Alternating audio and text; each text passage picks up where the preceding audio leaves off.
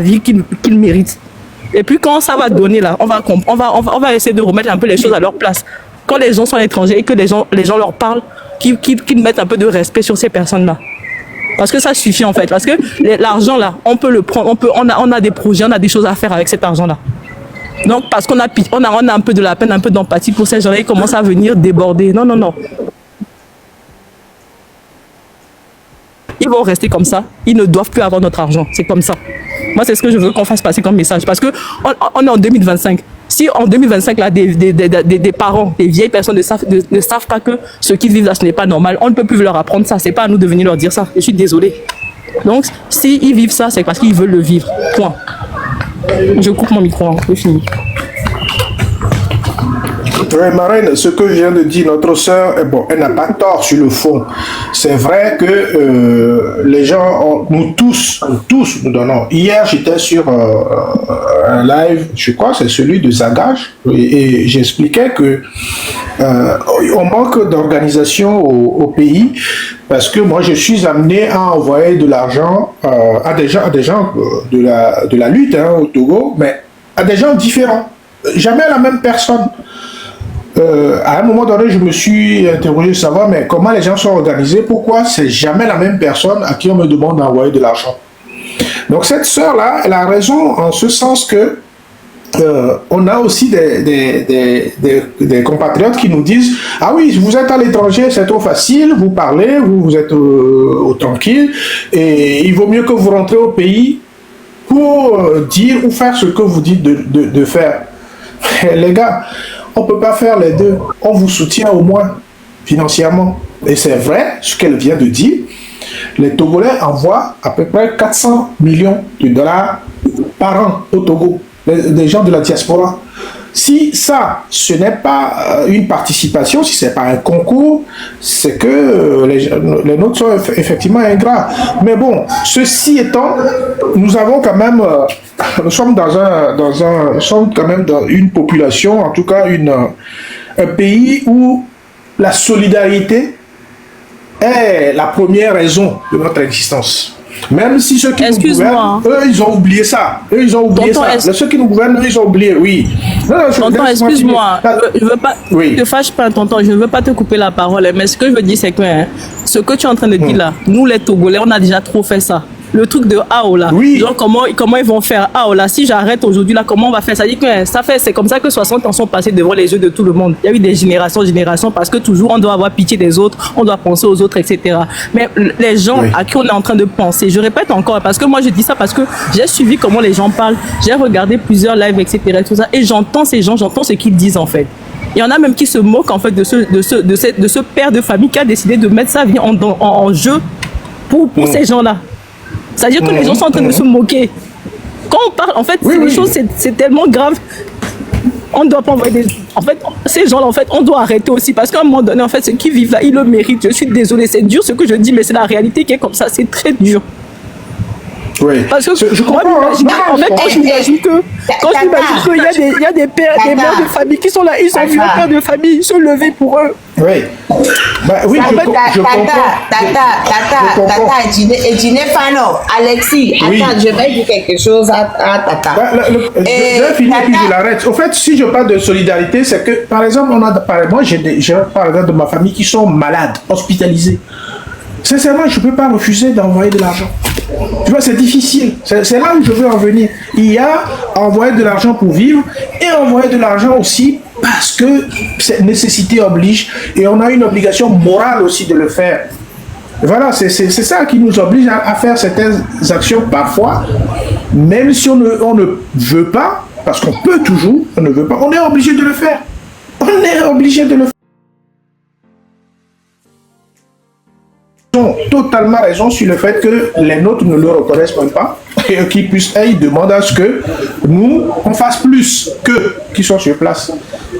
C'est vrai. Merci, ma soeur, d'avoir évoqué ce point parce que je tenais le même langage qu'elle, hein, mais en même temps, quand la situation arrive, je suis obligé.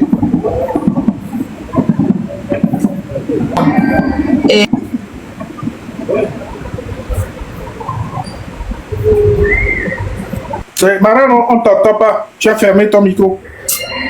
Ok, ce que je voulais dire, hein. Je dis, ça fait des mois et des mois, au moins une année, que je fais régulièrement des vidéos pour dire exactement ce que Tata Sima vient de dire. Ça, et des gens viennent, ils font des commentaires, ils m'insultent, tu ne nourris pas tout le Togo, qu'est-ce que tu crois que machin truc. Mais ça fait des mois et des mois que je dis ça. Je dis, je pense que les Togolais n'ont pas suffisamment faim. Ils n'ont pas suffisamment faim, c'est pour ça qu'ils ne prennent pas la juste mesure de ce qu'ils doivent faire et qu'ils viennent nous demander ce qu'on doit faire ou bien toi-même rentre, etc. Ils n'ont pas suffisamment faim. Ce qu'il y a, c'est que la vie est dure pour tout le monde, mais c'est compensé par tout ce que la diaspora envoie au Togo. Mais quand même la diaspora envoie l'argent ne reste pas au Togo. Hein. L'argent arrive au Togo, l'argent repart du... Parce que les boutiques sont en majorité gérées par des étrangers. Quand nous prenons l'argent pour aller acheter dans des boutiques des étrangers, l'argent repart directement, l'argent ne reste pas au Togo. Donc l'argent que nous-mêmes nous envoyons, ça ne permet même pas à notre pays de se développer. Donc nous contribuons à maintenir le régime de Faure Gnassingbé en place. Je le dis tout le temps. Et moi je suis désolée, là où je suis là, même quand quelqu'un me dit même qu'il est malade, je n'en vois plus un centime. Ça fait longtemps. J'ai dit à part papa et maman là, tous les autres cousins, machin, même s'ils sont mourants là, je n'en vois pas un centime. Parce que je me dis, si ils se mobilisent, les hôpitaux ne sont pas équipés. Le Togo prend tout le temps des crédits à gauche et à droite pour prétendre équiper les hôpitaux, mais ils n'équipent pas. Pourquoi moi je vais aller financer la gabégie financière du Togo? Pourquoi c'est à moi d'envoyer l'argent pour soigner un Togolais? Je ne vais pas envoyer. Parce que si les Togolais se mobilisent pour réclamer que les hôpitaux soient équipés, les hôpitaux seraient équipés. C'est parce qu'on ne bouge pas que les hôpitaux ne sont pas équipés. Même quand on décaisse l'argent pour dire qu'il faut acheter les machines et tout, les gens détournent l'argent, ils mettent dans leur poche et on leur fait rien. Les juges ne font rien. Même celui qui dit que la minorité pilleuse s'accapare des biens, la personne ne fait rien. C'est moi qui vais compenser. C'est moi, il y a longtemps, je n'en vois plus un seul centime au pays, même si quelqu'un va mourir, la personne n'a qu'à mourir. C'est comme ça, c'est peut-être choquant, hein, mais c'est ma conviction. C'est comme ça que moi je vais jusqu'au bout de ma conviction, c'est comme ça. Mais si la personne va mourir, la personne n'a qu'à mourir. Parce que si la famille de la personne ou les gens qui sont malades font des mobilisations pour dire hey, vous voyez comment on reçoit les gens dans les hôpitaux publics? On traite les gens comme des moins que rien. Vous dites quelque chose, rien. C'est moi qui vais compenser, jamais. Allez, si, même si quelqu'un va mourir, la personne va mourir. Plein de cas, garçons, non. Ça, c'est un principe. Plein de cas, à part mon père, mon père est déjà mort, il reste ma mère. Plein de cas pour personne, cousin, cousine, machin, je n'en vois pas un centime. Moi, quand il dit quelque chose, je le fais. Madame, merci, bonjour. Il faut être stoïque pour le comprendre. Il faut être ouvert d'esprit pour le comprendre. Personne n'a besoin de commander. Et commander même, ce n'est pas une bonne chose. Ça ne développe pas un pays. Malheureusement, le règne de Eyadema, il nous a plongé dans ce système de ne pas trop travailler, d'aller demander de l'aide à une famille, etc. Mais laissons passer ça. Le problème actuel, c'est ce que vous avez évoqué. Je le dis tout le temps, que la diaspora arrête d'envoyer de l'argent. Quand la diaspora s'est levée jusqu'alors, il est toujours debout. Il commence par interpeller nous les Togolais qui sont pays de se lever contre la dictature, de réclamer les droits. Il y a eu une opinion publique qui s'est rapidement constituée. Mais nous ne devons pas prendre les événements avec émotion, mais faites une analyse d'où vient cette opinion publique-là. Vous allez remarquer que depuis que nous commençons, les gens commencent à sensibiliser sur la toile, les plateformes et autres. Les sbires de unir les Zozo, ceux qu'on finance, c'est eux qui ont commencé par distiller cette mauvaise, fausse opinion-là dans le public que Midasi pour diaspora, on le dit, mais nous, on est pas. Si vous savez qu'ils eux-mêmes n'ont pas venu vous aider ici, eux-mêmes n'ont pas venu vous aider ici, comme si c'est la diaspora qui souffrait.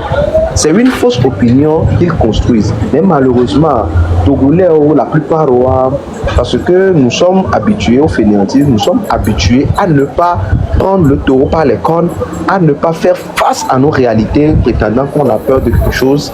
Nous aimons plus prendre cette facilité-là et le dire. Il y a son légitimé, il y a une inutilité, les miens tombent, il y a une. Vous voyez un peu?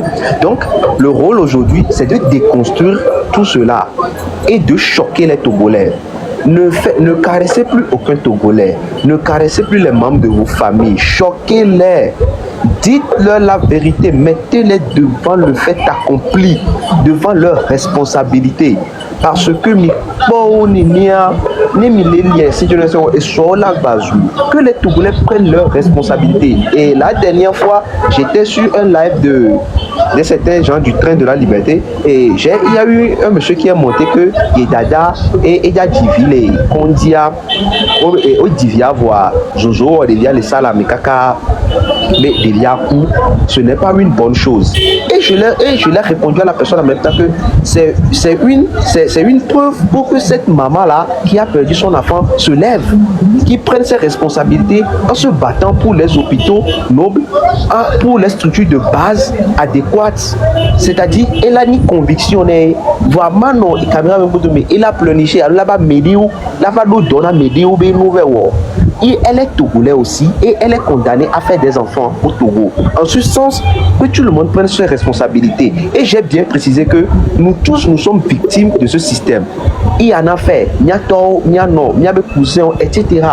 Mais si nous ne prenons pas conscience de la situation, en sachant très bien que personne, rien ne va sauver les Togolais, à part les Togolais eux-mêmes, il n'y aura pas un messie de nulle part, alors laissons-les. Il faut que les Togolais, on les choque. Et moi, depuis c'est comme ça. Nous choquons-les, dites-leur la vérité. Ming bakunzizinao. Ming bakunzina merekomi tout mino bonya depuis aller kebelia. Parce que n'y a te pédié ou tu n'as nous les n'y a te pédié et nous il n'a encore les. Adjedadami il n'a encore la preuve c'est qu'en 8 heures. Nous avons vu pour le Togo, nous sommes tous Togolais, nous devons nous choquer devant la réalité, mettre les responsabilités. Et bien, nous trentaine, nous sommes très jeunes. Le pays que nous devons hériter, c'est un pays qui devait être stable. Si bien Côte d'Ivoire, mais il y a mes ambition, les gens qui veulent travailler gagnent leur vie. Il y a des millionnaires, il y a des gâteaux, il y a des businessmen, mais même malheureusement, les parents, les gens, ça n'a pas été le cas. Ça n'a pas été le cas et donc nous avons hérité de ce pays-là où nous devons encore nous battre aujourd'hui.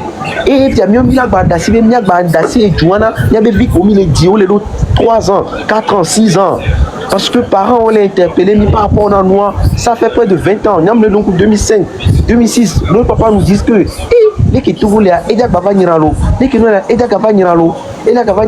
aujourd'hui, le problème togolais, c'est nous sommes la risée de toute la région. Nous sommes la risée de toute la région. Les gens peinent à se mobiliser pour leurs droits. Pour les blancs, prisonniers politiques, par exemple, nous, à nous bloquer, quelle action nous n'avons pas menée? Jusqu'aujourd'hui même, nous continuons par interpeller les familles des prisonniers politiques. N'aimez ces réponses, on a attrapé votre papa. On a attrapé vos papas, vos femmes, vos cousins, vos soeurs, vos frères. Et on vous dit, vous êtes parti par des négociations, mais ici, colonel, vous connaissez quelqu'un de l'armée, les hauts gradés, vous connaissez un baron de uni du système. On leur pose la question aujourd'hui, je leur repose encore la question. C'est quelle coulisse, c'est quelle négociation qu'on fait pour obtenir la libération qui dépasse 1 mois? C'est quelle coulisse? Et il y a ton prison. On se les punir avec jamais. Si nous nous mobilisons, nous sommes partis voir l'un des fils, où attend les prisons, mais il est là, le fils est là, cousin on les biri. Mobilisons-nous, 5 personnes autour de nous. Allons mener des actions au niveau de la prison civile de Lomé, même si c'est un sitting. On n'a pas eu de retour. Vous avez peur. Mais où est passée notre dignité? Où est passée notre dignité? Nous les Togolais, voyons où les doyas, on l'a pas amené Eni Baba, et les Pada, plus de 10 ans. Rien n'a changé dans sa vie. On va aller par les Togo 300, 500, 300, 500, 200, 300, ça c'est la réalité du Togo. Et les gens se complaisent dans ça. Quand Maître Apévon l'a dit, il a eu raison de le dire. Nous qui sommes les leaders, nous nous réveillons, nous vous réveillons, nous prenons les initiatives, vous nous dites, oh, vous vous complaisez dans votre malheur. Les Togolais aujourd'hui se complaisent dans leur malheur, mais l'histoire le retiendra.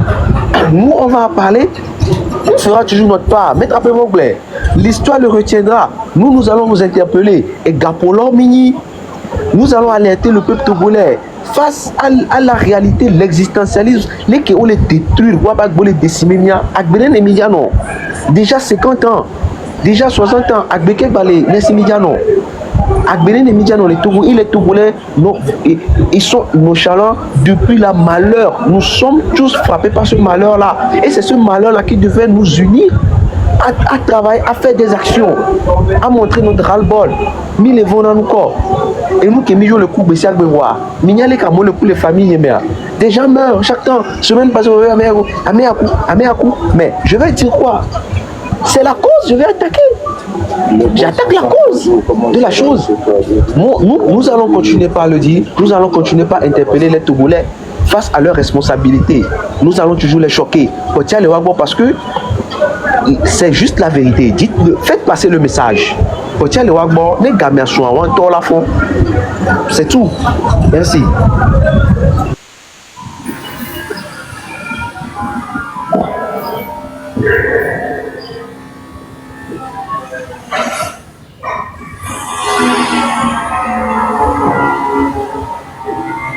Apparemment, je vais apporter quelque chose encore. Quelqu'un, ouais, allez. Le 6 juin, ceux qui ont besoin qu'on les motive, qu'on leur dise que faites comme ça, avant de faire leur part là, le 6 juin, Amron l'a déjà dit, c'est l'anniversaire de Faure Gnassingbé. Envoyez-lui des cadeaux, envoyez des messages de reconnaissance pour qu'il sache que nous apprécions vraiment ce qu'il nous fait, pour des hôpitaux qu'il nous a construits, des autoroutes qu'il a faites de Lomé jusqu'à Saint-Cassé. Remercions-le pour tout l'ordre qu'il a mis, pour le salaire exorbitant des professeurs, pour la société civile, la manière dont les industries pilulent à Lomé. Nous devons lui remercier, nous lui témoigner notre reconnaissance. Je vous dis clairement, Amron a eu le courage de parler et tout le monde n'a pas ce courage-là. Mais si on arrive à museler Amron et que personne ne parle, il aura gagné. Mais ça ne va pas se passer de la sorte. Parler là, ça ne tue pas quelqu'un. Des gens meurent dans des familles à cause des mauvaises conditions dans lesquelles nous vivons. Donc tôt ou tard là, on va mourir. Quelle qu'en soit la cause là, on va mourir. Donc réclamer, nous devons tous réclamer ce que de droit. Nous devons réclamer que cette fois-ci là, ça suffit. Monsieur, écoute-nous et fais ce qu'on a à te dire là. Il faut le faire. Disons à Faure Gnassingbé merci beaucoup. Envoyons-lui des cadeaux. Témoignons notre reconnaissance, sinon on serait des ingrats. Il faut qu'on le fasse de toutes nos forces. Qu'il sache, parce que c'est son anniversaire. Et jamais, et on n'aura pas tort de célébrer l'anniversaire de notre président, n'est-ce pas? On doit lui célébrer un anniversaire digne de ce nom, pour qu'il comprenne l'importance, l'impact qu'il a sur notre société, sur nos vies de tous les jours là. Il doit savoir. On doit le remercier pour la manière dont nos militaires, nos soldats sont bien équipés, pour leur salaire exorbitant. On doit pouvoir lui remercier pour tout ça. pour les différents corps de métier, les enseignants, la manière dont ils sont bien payés là, on doit lui dire merci. La manière dont les toitures des écoles sont bien faites, les tableaux sont nouveaux, les conditions dans lesquelles les enfants vont à l'école là, on doit lui remercier pour ça. La grande réussite des Nana Benz d'aujourd'hui. Voilà. Tout ça, c'est des points à lui souligner pour lui dire merci beaucoup. Et aussi la manière dont les régions sont gérées, la manière dont on profite tellement de l'argent du port, on profite tellement de l'argent du phosphate là. On doit lui expliquer tout ça, on doit témoigner notre gratitude. Et tant d'autres richesses que nous avons, la manière dont ils sont exploités, on doit pouvoir lui remercier. Parce que les routes vont partout dans Lomé. Hein. Il y a des routes dans chaque coin de rue. Ils ont bitumé partout à Lomé. Et tout ça, on doit lui dire merci. L'emploi des jeunes, les milliers d'emplois qu'il a créés, les milliers d'usines qu'on a à Lomé. Et les autres pays nous envient même. Et les autres veulent même chez nous venir apprendre la manière dont nous faisons pour être toujours premiers. On doit pouvoir dire merci à notre président. Oui, parce que pour moi, c'est ce message dont a peur beaucoup de personnes. Nous devons le faire. Nous devons le faire. Pour des personnes qui aiment la patrie, en tant que citoyen là, moi je suis un citoyen digne, qui aime le pays, qui aime mon pays, le Togo. Je n'aime pas une personne, j'aime la population du Togo. J'aime notre culture. J'aime l'éducation qu'on donne à nos familles depuis qu'on est enfant. Et j'adore ma patrie. Donc, hein, on doit dire merci pour les durs labeurs. Tout ce temps de travail. 20 ans. C'est beaucoup. Donc, beaucoup de choses ont été faites. On doit lui remercier pour ça. Le jour de son anniversaire, le 6 juin, là, on va lui dire un grand merci. Et il le faut. Sinon, nous serions des ingrats. Donc, ceux qui ont besoin qu'on leur dise la date où ils doivent faire ci, faire ça, là, écoutez ça, là. Et le 6, là, essayez d'envoyer au moins un bouquet de fleurs, un message pimpant à notre président pour qu'il le prenne et puis il comprenne que nous l'aimons tellement. Nous l'avons supporté pendant 20 ans, là, c'est par amour. Donc, c'est mon message encore une fois. Que tout le monde prenne conscience que si on ne bouge pas, si on ne fait pas comprendre nos idées, si on ne dit pas ce qui ne va pas, rien ne peut changer. On ne va pas attendre que lorsque c'est bon pour quelqu'un, que sa volonté lui dit que ok, maintenant on va faire là, c'est là on va faire. Non. Parce que nous devons réclamer. Nous devons le dire haut et fort. Sans crainte. Il n'y a pas de crainte à cela. Si tu vis une situation qui ne t'arrange pas là, il faut le dénoncer. Il faut dénoncer cette situation. Et c'est ce que nous faisons par nos voix. Et tout le monde doit comprendre qu'il doit faire sa part. De dire ce qui ne va pas. Nous préconisons des solutions que jamais on ne regarde. Ils ne vont jamais regarder ce qu'on propose comme solution. C'est quand c'est bon pour eux qu'ils vont le faire là. On ne vit pas comme ça. Par quelle magie les autres autour de nous arrivent à le faire? Dans des délais si courts, dans 2, 3, 5 ans là, les gens arrivent à changer les choses. Et nous, ça dure tellement longtemps qu'on lorgne un changement de très loin qui n'arrive jamais. Chaque fois, c'est des discours, c'est des paroles, mais pas de changement. Aujourd'hui, là, chaque Togolais doit avoir conscience de son rôle. Chacun doit reconnaître ses droits. Chacun doit savoir qu'il a le droit de réclamer ce qui ne va pas dans son pays. Parce qu'il est citoyen de ce pays. Et après nous, là, il y aura des enfants. Nous avons des enfants. Il y aura des gens qui vont subir la même chose. Parce que nos grands-parents ont subi, nos parents ont subi, et nous subissons aussi. Si nous ne faisons rien pour changer la situation, nos enfants vont subir encore. Les enfants de nos enfants vont subir encore le même système. La preuve, Donc, madame, la preuve de ce que vous venez de dire, la preuve, dans toutes les administrations au Togo, vous voyez comme l'État, pas l'État de notre pays, c'est-à-dire au sommet. c'est monsieur, s'il vous plaît. C'est monsieur, je suis un garçon. Oui, monsieur, vous voyez la manière dont notre pays est dirigé au sommet. Vous allez remarquer que même dans l'administration aujourd'hui, les boulots sont comme héréditaires. C'est-à-dire les fonctions publiques, le poste que le papa a occupé quelque part, il va tout faire pour que son enfant puisse lui remplacer avant qu'il ne parte. Et c'est ainsi de suite. Donc, les autres Togolais qui n'ont jamais travaillé dans la fonction publique, donc, quand est-ce qu'ils auront la chance? Vous voyez, c'est dangereux. C'est dangereux pour l'existence. C'est dangereux pour notre nation. C'est dangereux. C'est la norme. C'est-à-dire, établir le corps, on n'en parle plus. C'est des gens comme nous, comme ça. On n'en parle plus.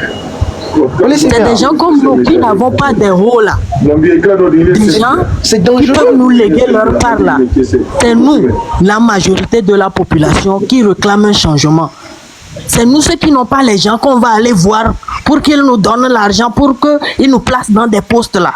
C'est nous qui réclamons la justice, l'équité dans la société. C'est nous la majorité. On ne peut pas dénoncer une minorité et ne rien faire pour lutter contre cette minorité. Ça veut dire quoi?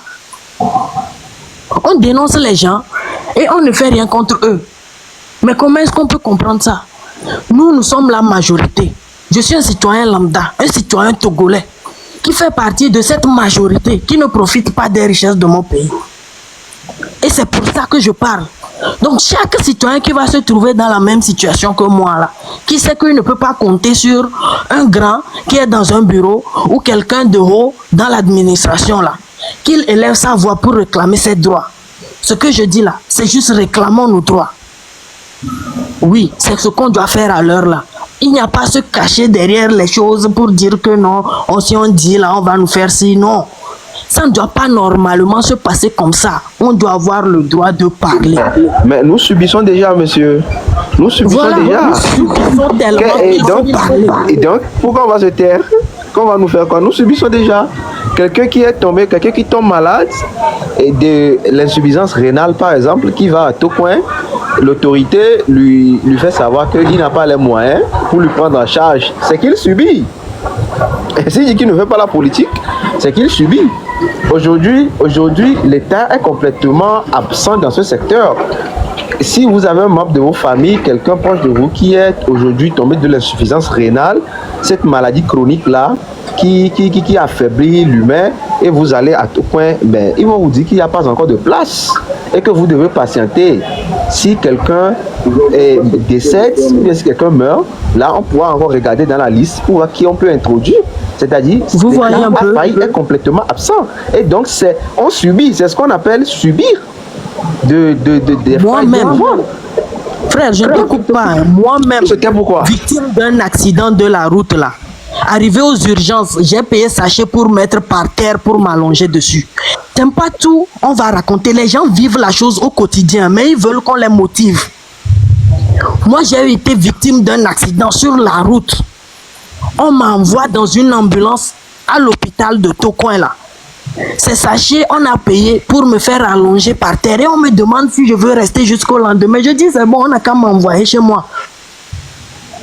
Parce que l'état de l'hôpital n'est pas adéquat. Regardez, le simple basique dans les quartiers qui ramasse les poubelles. Le rôle des mairies, c'est quoi? On a pris le travail aux jeunes qui se débrouillent avec les tricycles. Toi disant qu'ils ne payent pas les taxes. Qui va vous faire un petit témoignage. Il y a un monsieur qui va vous faire un petit témoignage. Oui, je vous plaît. S'il vous plaît, laissez-moi terminer ça là et je vous reviens. Et puis, on ramène maintenant aux mairies des brouettes et puis des râteaux pour que les jeunes puissent arranger leur quartier. On n'amorce pas le développement comme ça. Il faut venir faire des récoltes, des collectes de déchets. Les gens se plaignent à chaque fois. Ça fait 1-2 semaines. Ils ne viennent pas ramasser les déchets. Pourtant, ils ont collecté l'argent pour cela. Et cela ne se fait pas. On se plaint à qui? On va se plaindre à qui maintenant pour le ramassage des ordures que vous avez pris des mains des jeunes qui se débrouillent dans le quartier? Il faut que tous les secteurs puissent dénoncer ce qui ne va pas. Parce qu'ils prennent les responsabilités mais ne les respectent pas. Merci, c'est mon point. Oui, le monsieur va vous faire le témoignage. Et pardon, chers amis, il va falloir être très bref parce que je vais devoir y aller. Je laisse encore 15 minutes maxi, 15 minutes grand maxi. Et après, je serai obligée d'y aller. Mais qui veut faire le témoignage? La personne a 4 minutes. Oui. Ça fait 3 minutes, pardon. Oui, bonjour madame, bonjour le panel, comment ça va? Ça va, c'est qui parle? C'est vous qui... C'est moi, je m'appelle Abdul. Wilson, ok. Je suis à l'honneur. Oui, ok. Allez-y, Comme les gens parlaient après les hôpitaux, moi j'ai vu les conséquences à moi-même, donc c'est pour cela que je parle avec aujourd'hui ici dans votre panel. Parce que moi, ma femme a accouché tout dernièrement dans une clinique qui n'est pas loin de Tokoin. Mais l'enfant qui est né, c'est une fille. Dans la clinique où il a accouché, on dit qu'il a bu l'eau, mais l'enfant, il a crié à l'hôpital, dans le clinique où il a accouché. Donc la dame dit on n'a qu'à prendre urgence pour aller à l'hôpital Tokoin. Donc moi j'ai pris mon tour avec ma soeur. On est parti, on nous a dit d'aller. Ils nous ont fait le papier d'abord, d'aller directement en pédiatrie. Je suis venu à pédiatrie, une vieille femme, je l'ai montré le papier, voilà le papier qu'on nous a donné. On voulait mettre le temps sur l'enfant pour sauver la vie de la femme. La vieille femme là, qu'est-ce qu'elle m'a dit? Au lieu de m'amener à la salle d'urgence là, il m'a dit d'aller payer carnet à la rentrée. Je suis obligé, qui connaît comment on appelle le Toko hôpital, de pédiatrie pour venir payer à le péage là, ça dépasse combien de kilomètres? Je suis venu rentrer dans la ligne là, à mon retour pour payer le bon, le carnet. L'enfant est déjà décédé dans la table où on est. Au lieu d'aller soigner l'enfant, l'enfant est décédé. J'ai maudit la dame là, j'ai dit Dieu qui est en haut là, il sera contre toi. Parce qu'on a envoyé l'enfant là vivant, il respire un peu. Au lieu de mettre le bébé dans le gaz, une fille, ils ont laissé. Je suis parti enterrer l'enfant. Avant que je vienne venir, le docteur même dit ok, il ne veut pas toucher. Je dis, je suis ici depuis plus que 2 heures de temps. La maman m'a bloqué là-bas. Pourquoi? Prenez bébé, allez mettre dans le gaz. Si c'est l'argent pour donner la vie, j'ai l'argent. Je suis retourné aller payer bon. Pour payer le bon, il y a une ligne. Les gens sont là. On te fait une bonne, on te dit bon, il faut aller prendre un autre papier pour venir.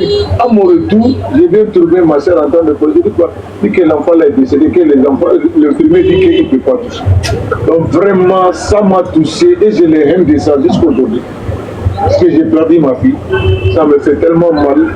Et que je ne souhaite plus, même à mon ennemi, de rentrer à l'hôpital Tokoin pour aller se soigner.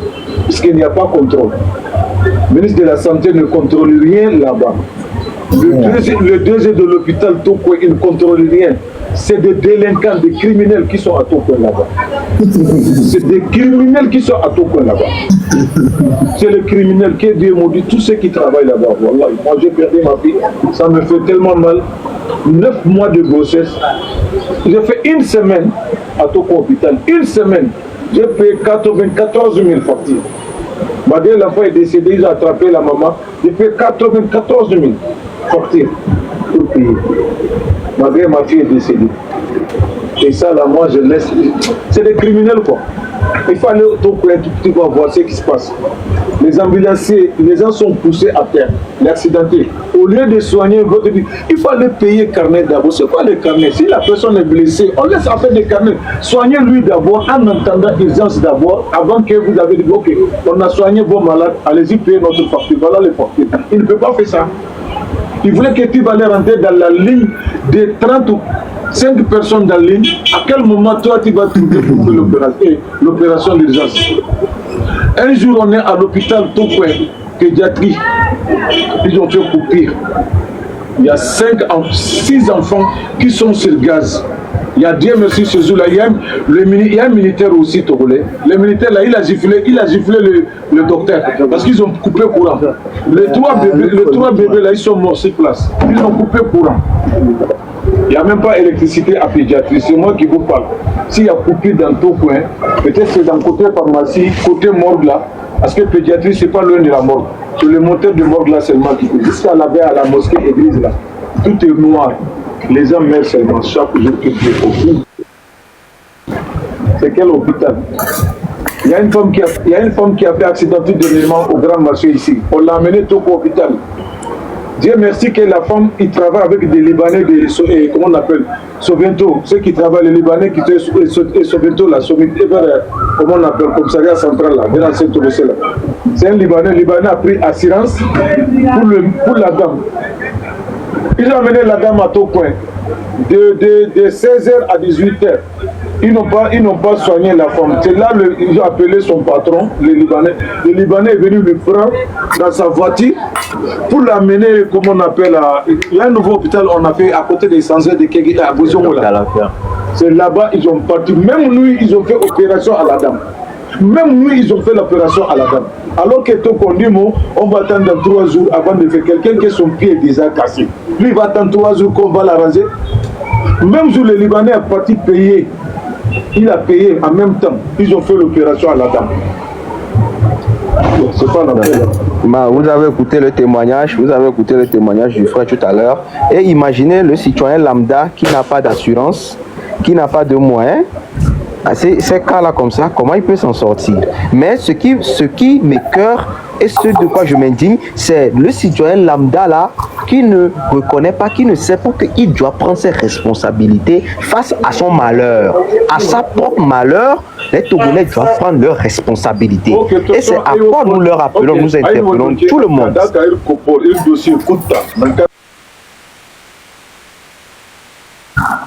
Bref, je suis désolée, mais bon, chacun m'a donné son dernier mot et puis je veux qu'on va se séparer parce que je dois y aller.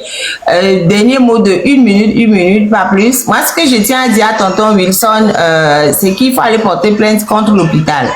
Il faut envoyer un courrier recommandé à l'hôpital pour exiger le dossier médical.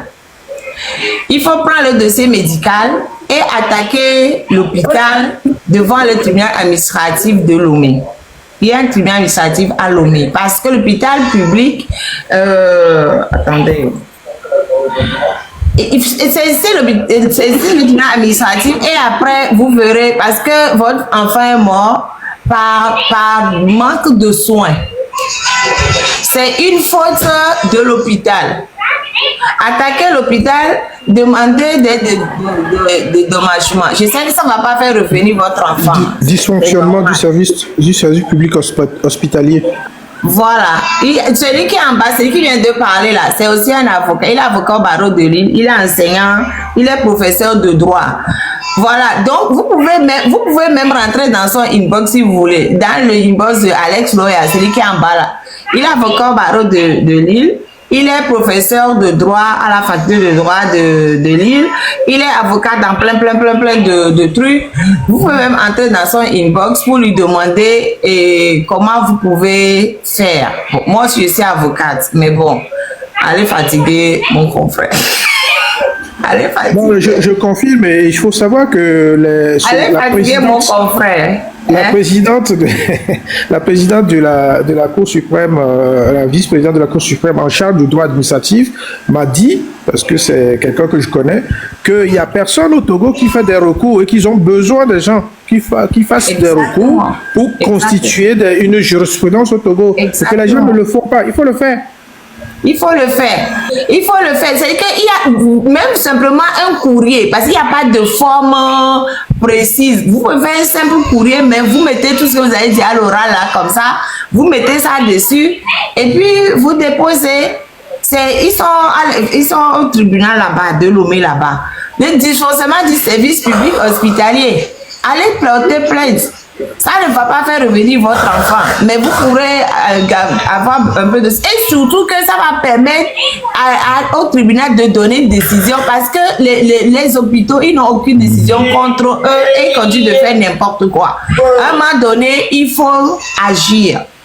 Il faut agir parce que même souvent, on décaisse l'argent pour qu'on achète des équipements pour les hôpitaux. L'argent disparaît.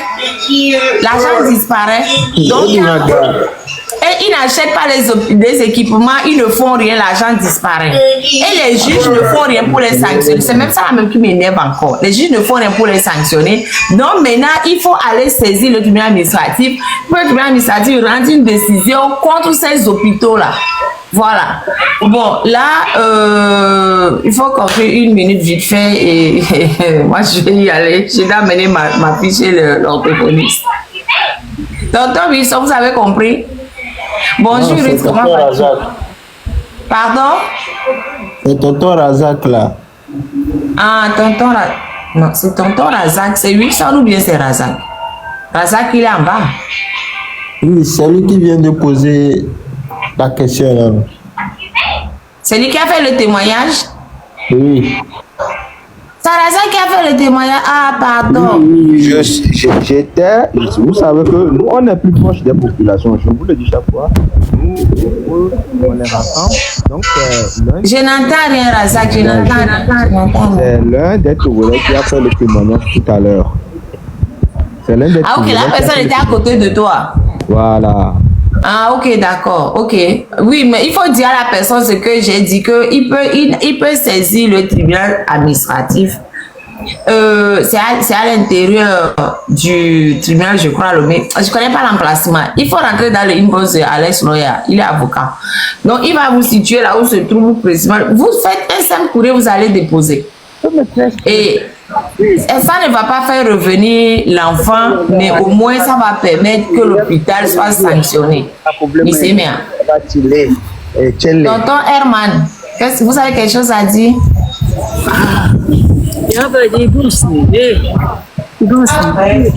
Bon, moi, je n'ai pas le temps, je le déconnecte parce que ce n'est pas le moment de venir s'amuser ici. Déconnexion, allez. Ce n'est pas le moment de venir s'amuser ici, tant la signe. Donc, oui, monsieur Wilson, vous avez quelque chose à dire? Non. Ok, merci d'avoir participé au live. Okay. Grand frère, Alexis. Non, j'ai plus rien à dire, il faut que tu parles. Les gens qui ont envie d'avoir des conseils, qui s'abonnent et qui m'envoient un message à inbox et puis je leur répondrai. Voilà. Vous avez compris? Il y a mettre Alexis Iou qui est en bas, Alex Loya, abonnez-vous massivement, écrivez-lui inbox. Il est très fort, hein? C'est mon grand frère, il a plus d'expérience que moi, il est sur plein de dossiers délicats à travers le monde. Donc n'hésitez même pas à vous abonner à son compte et à lui poser des questions, à lui demander, bon, s'il a le temps, il vous répond parce qu'il est très occupé aussi. Ne croyez pas que j'avais la question, mais et puis on me répond de suite. Aussi, voilà, on prend beaucoup de temps, beaucoup d'énergie et pour essayer de driver les Togolais. Maintenant, pour conclure, vu que je suis obligée vraiment d'y aller, j'ai ouvert ce live-là à la base suite à la vidéo, la deuxième vidéo de la maman d'Amron, pour prendre le monde entier à témoin de la malveillance du régime togolais. Le régime togolais est tellement mauvais qu'ils attrapent le fils d'une dame et après ils viennent mettre la pression sur la dame pour que la dame demande pardon. Le fils n'a rien fait. Il attrape. Le fils a usé de son droit à liberté d'expression. Il attrape, ils disent que il est fou. Ils le cherchent et ils disent que c'est la maman qui a demandé à ce qu'on vienne chercher son enfant. La maman même a demandé pardon, mais elle a dit qu'elle n'a jamais demandé à quelqu'un de venir chercher son enfant. Hein. Mais elle demande quand même pardon pour ce que son enfant aurait dit. Elle demande pardon, elle supplie, elle appelle Fonyasime Dadja, une dame âgée qui peut être la maman de Fonyasime, celle qui vient s'humilier, demander pardon, une dame qui est en plus infirme parce qu'elle dit qu'elle est partie à des funérailles et au retour elle est tombée, donc là elle n'arrive même plus à bouger, elle se déplace avec la canne. Malgré ça, on vient saccager sa maison, On attrape son fils et on l'oblige à demander pardon. On a bien vu dans la vidéo que les gens lui disaient ce qu'il fallait dire. Mais c'est que c'est un cynisme sans nom. C'est un vrai cynisme. Je vous dis, le fait qu'Abraham ait été arrêté, ce n'est pas une surprise, c'était prévisible. Depuis longtemps, je vous ai dit, quand on a été à Affection, c'est la vidéo d'Abraham qu'on a jugé. Je l'ai dit plusieurs fois, c'est prévisible. Depuis qu'on a commencé l'ère TikTok de la révolution Anne Griff, on a déjà arrêté 2 jeunes garçons. C'était les premières victimes, les 2 jeunes là qu'on avait arrêtés. L'un était lycéen, l'autre était apprenti, quelque chose comme ça. On les avait trompés en leur disant qu'ils n'avaient qu'à venir, on allait leur trouver un petit boulot là. On les a arrêtés. Le peuple s'est mobilisé. On leur a donné 6 mois avec sursis, la plus haute peine qu'on donne en termes d'offense à chef d'État. Parce qu'ils ont dit offense à chef d'État. C'est ça qu'on avait dit contre ces 2 jeunes garçons-là. Mais ils leur ont appliqué la plus haute peine, 6 mois avec sursis. Et on les a torturés aussi au passage. Après, on les a libérés. Mais le petit qui était à l'école, il a été exclu. Il a été exclu et jusqu'à présent, il est en train de se chercher parce que on lui a barré les portes. Ce jeune garçon-là, comment il s'appelait déjà? C'était quoi son prénom même? Oh, j'oublie là. Blaise. Je crois qu'il s'appelait Blaise, oui.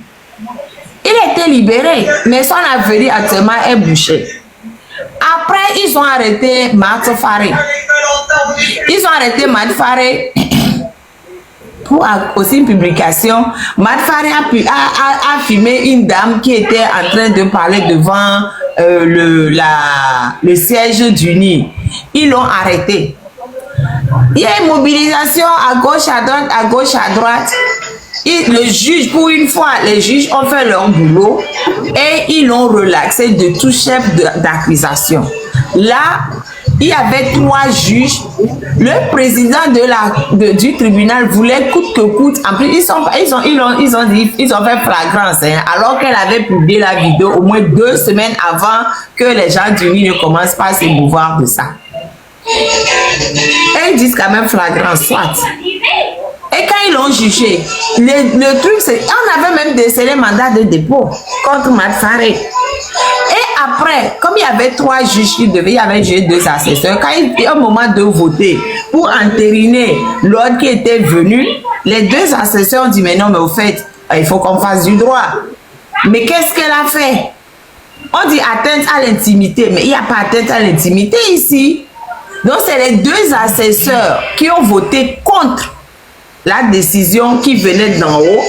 C'est ça qui a fait que le juge ne pouvait pas faire autrement puisque c'est un vote collectif. Donc, Marthe Faré a été relaxé de tout chef d'accusation. Pour une fois là, il y a des juges qui ont fait leur boulot et qui ne se sont pas aplatis. Je dis bravo à cette... Ils ont voulu instrumentaliser la justice comme d'habitude. Mais là, ils sont tombés sur 2 juges qui ont fait leur boulot comme il fallait au moment où le truc passait. Et Dieu merci, Marthe Faré a pu sortir de prison. Mais sa vie au Togo était trop compliquée. C'était tellement compliqué qu'elle a dû partir du Togo. Marthe Faré ne vit plus au Togo. Elle a dû sortir du Togo. On l'a séparée de ses enfants. Elle est très affectée. C'est passé. Ils sont partis arrêter Affection. Ils ont arrêté Affection. On a tombé sur un juge d'instruction et Poutouli qui croit que lui, il doit s'aplatir face à ce que le procureur dit. Pour Marthe Faré, le procureur voulait que coûte qu'elle aille en prison. Mais il y a 2 juges qui ont dit non, nous on est juges, on ne va pas faire ce que toi, procureur, tu décides. Et c'est grâce à eux, ils sont pas allés dans le sens du procureur. C'est grâce à eux, le procureur avait décelé mandat de dépôt. C'était même pas lui de le faire, mais bon, bref.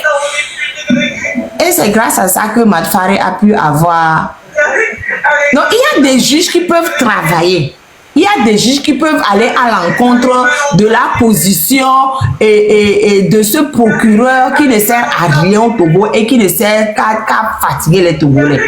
Le procureur Mawama Talakala, c'est une plaie, c'est une teigne. Voilà. On a arrêté Affection. C'est toujours Mawama, toujours. C'est toujours Mawama. Toujours Mawama. On a arrêté Affection.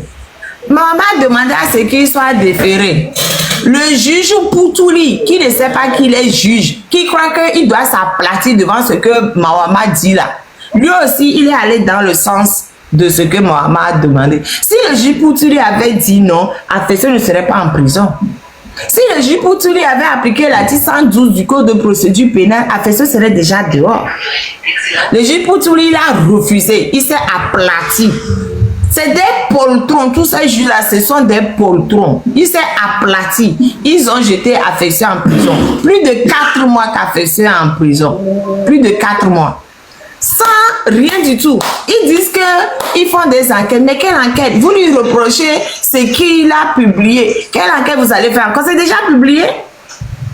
C'est déjà publié. Quelle enquête vous allez faire encore? Ce que vous lui reprochez, c'est déjà sur les réseaux. Vous faites quelle enquête encore? 4 mois qu'Affection en prison. Il n'a jamais été, il a été écouté une fois par le juge Poutouli depuis qu'il est en prison, une fois en 4 mois, c'était au début, une fois, c'était à ce moment qu'il avait demandé la liberté provisoire. Et le juge Poutouli a refusé par téléphone, ce n'est même pas par écrit, par téléphone. Les avocats ont dû faire appel de la décision de refus de la liberté provisoire. Sans aucun document écrit, parce que le juge Poutouli a refusé par téléphone. Et ils sont passés devant la chambre d'instruction. On avait des poltrons aussi là-bas. Des poltrons de chez poltrons. Les trois là, ils sont plus que poltrons. Je ne sais même pas quel mot il faut mettre. C'est des lâches. Des gens qui font honte à leur profession. Je le dis et puis j'assume ce que j'ai dit. Je dis et j'assume. Ces juges-là, ils font honte à la profession de juge. Qui se sont aplatis sans qu'il y ait rien dans le dossier. Ils ont refusé la liberté provisoire et ils disent les enquêtes continuent. Je ne sais pas quelle enquête continue. Je ne sais pas. Voilà. Maintenant, ils arrêtent Amron. Même s'ils libèrent Amron demain, ils vont encore arrêter quelqu'un d'autre.